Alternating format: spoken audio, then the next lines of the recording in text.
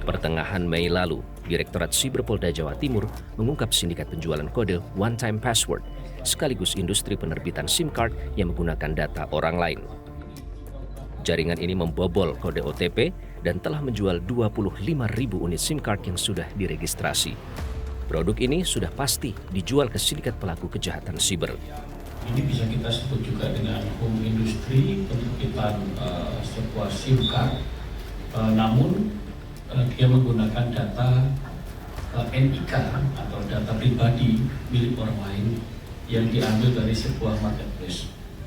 Sekira pada bulan April, dari personil Direktur Cyber mengendus adanya sebuah website, namanya website FastSIM. Mereka menjual sebuah SIM card dengan harga yang sangat murah.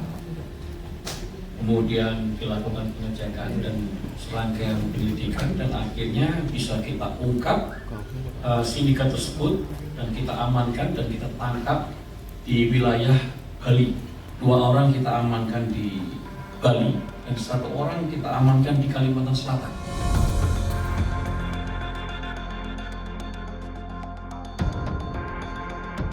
Pakar keamanan siber menyebut, lemahnya sistem keamanan data dan kerentanan perilaku pengguna memicu beragam penipuan online. Literasi digital menjadi kunci menangkal segala bentuk kejahatan siber. Nah, kalau misalnya datanya bocor, jadi penipunya dapat dan data itu diperjualbelikan di dark web secara bebas, kita bisa beli di tangan orang yang tepat. Data-data ini dapat dijadikan sebagai sarana rekayasa sosial yang korbannya percaya dong. Email itu merupakan aset utama. Kenapa? Karena email itu kalau berhasil diambil alih, artinya akun Instagram Anda diambil, akun Facebook, akun Google, bahkan akun-akun untuk membuka rekening bank yang lain juga bisa diambil dan dikomunikasikan di situ. Cara melindunginya bagaimana? Nggak cuma username dan password yang unik. Ya, perlu lagi perlindungan namanya two-factor authentication atau OTP yang kirim ke SMS itu 6 angka itu. Jadi walaupun password kita bocor, betul OTP one time password. Walaupun password kita bocor, jika diakses dari perangkat yang lain akan diminta mana OTP-nya. Ini berkaitan dengan literasi digital. Jadi sebenarnya penipuan ini bisa terjadi jika korbannya menjadi korban rekayasa sosial. Lalu sebenarnya orang Indonesia, ibaratnya ya, kita sudah biasa hidup dengan data yang bocor. Celakanya, modus kejahatan siber kian waktu semakin canggih. Kini bahkan sudah mengarah pada produksi piranti lunak akses ilegal. Belum lama ini, Ditsiber Bareskrim Polri mengungkap jaringan internasional penjualan phishing tool yang beroperasi sejak tahun 2018. Nilai kerugiannya ditaksir 350 miliar rupiah.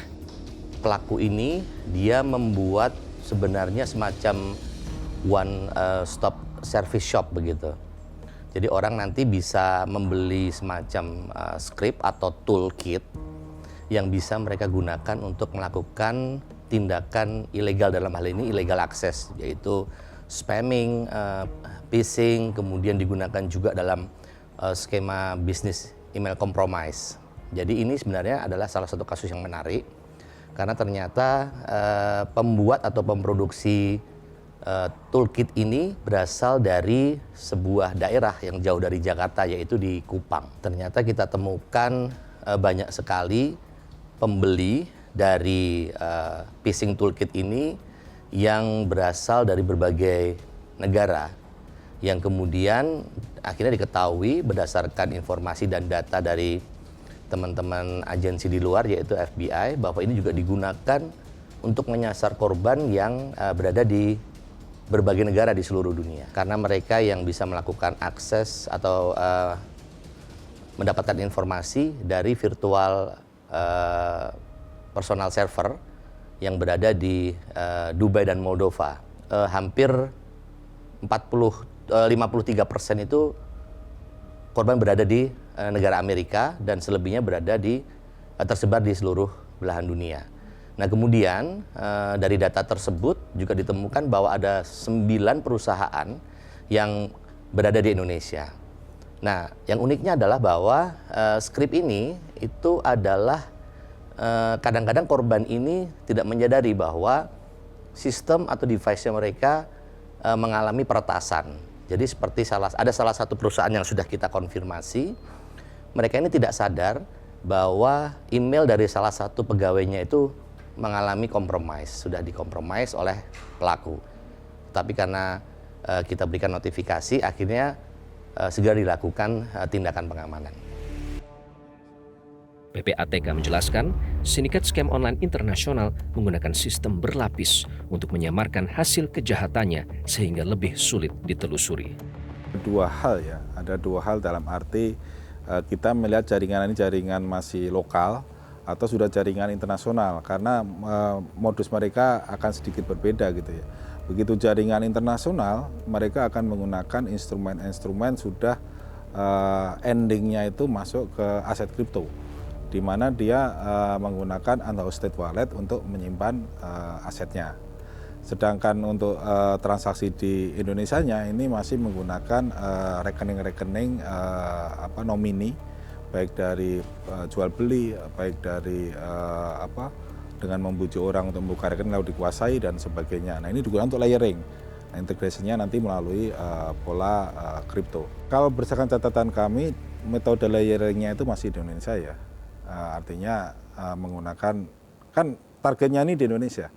Targetnya adalah rekening-rekening yang ada di Indonesia. Sehingga di tahap awal itu memindahkannya tidak langsung keluar, tapi masih di rekening-rekening layering di Indonesia. Kalau dia penjahatnya masih, pelaku jaringannya ini masih lokal, rata-rata habis itu tarik tunai lalu hilang gitu ya. Nah, yang jaringan internasional biasanya melalui aset kripto itu. Sehingga perlu ya saya kira kecepatan dan kesadaran nasabah bahwa dia telah menjadi korban itu dipercepat gitu ya, sehingga cepat sadar. Lemahnya literasi digital masyarakat membuka celah lebar tindak kejahatan scam online. Kerentanan keamanan data pribadi menjadi permasalahan yang tidak bisa dinafikan. Para pemangku kepentingan harus adu balap dengan sindikat internasional menutup celah sistem keamanan siber di Indonesia.